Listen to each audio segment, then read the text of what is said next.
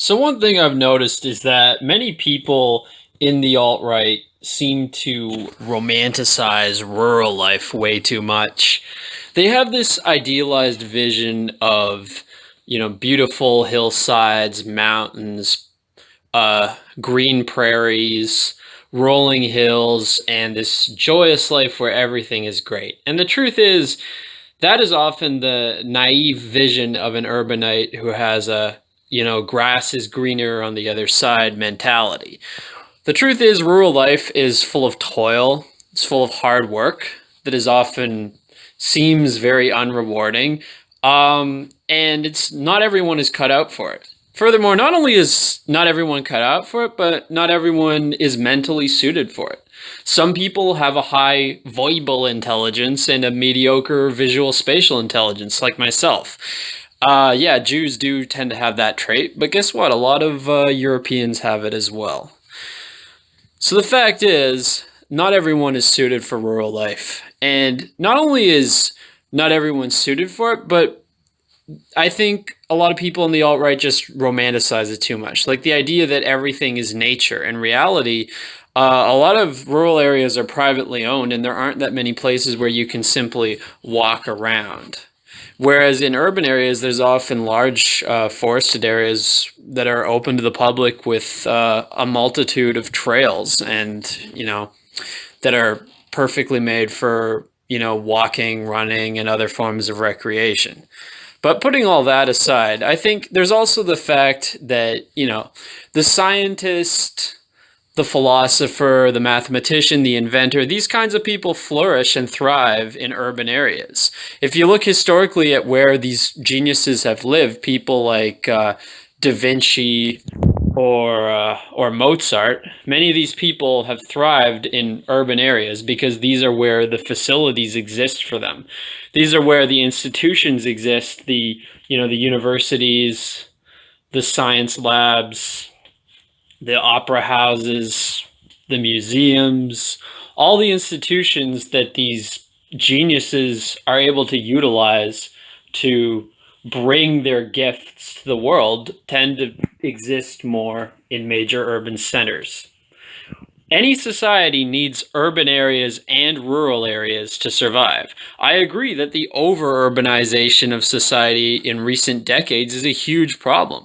When I look at these statistics of across, not only in the Western world, but across the entire world, of everybody moving into the urban areas, not just that, but often into the biggest urban areas, it's a huge problem. It's creating slums. It's creating rootless cosmopolitans. It's creating essentially two different types of people. On one hand, the ghettoized urban underclass, and on the other hand, this upper middle class of rootless cosmopolitan office drones. But the fact is, even though this urban over-urbanization is a bad trend, the opposite extreme, which many people on the alt-right seem to desire, wouldn't really function very well either.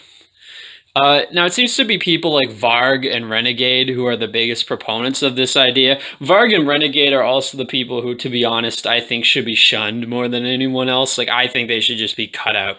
Like, I'm not one of those people who wants to just shun anyone who's, remotely suspect of anything. I'm not even one of the people who says we should shun Greg Johnson just because there's a significant chance he could be a closeted homosexual. But in the case of Varg and Renegade, absolutely. They should be personas non grata as far as I'm concerned.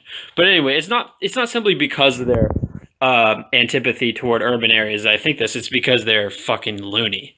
But the point is, the people who tend to propagate this view the most tend to be the absolute looniest, most fringe people. Whereas I believe Richard Spencer's manifesto of what we should stand for, basic principles, actually contained as one of the points that we need to revitalize our urban areas, and that this whole idea of fleeing to the suburbs or fleeing outside of the urban areas in general has actually caused a decline in our civilization. I agree with that.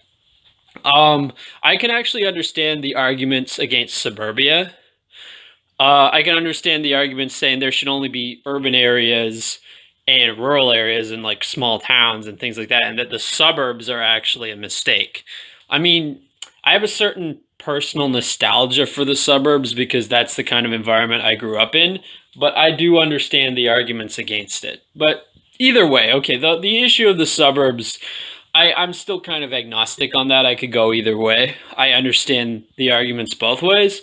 But the point is, regardless of the specific necessity of the suburbs or lack thereof, I do think there is a necessity for urban centers and for urbanism. And if you look at many of the great urban areas of Europe, that's where we've achieved many of our greatest masterworks in art, in architecture, in philosophy, science, invention, mathematics. These cities in the past have been centers of learning and culture.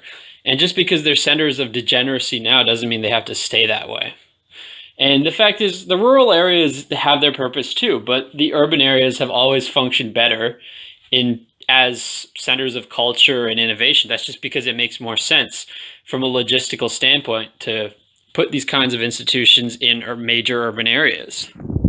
So, I get the argument people romanticize the rural areas. And hey, you know what? There's a certain type of person who's better suited for rural areas.